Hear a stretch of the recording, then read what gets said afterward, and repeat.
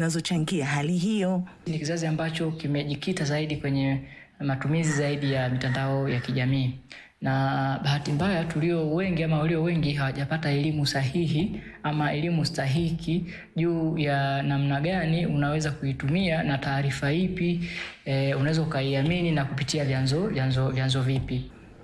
Wakati hali hii ikiendelea kujitokeza katika jamii, wito umeendelea kutolewa kwa wananchi kuwa makini na taarifa wanazopokea na kusambaza, ikisisitizwa kuwa kusambaza uongo kunaweza kusababisha taharuki, migogoro na hata kuvuruga amani ya jamii. Priska Malekela, TBC.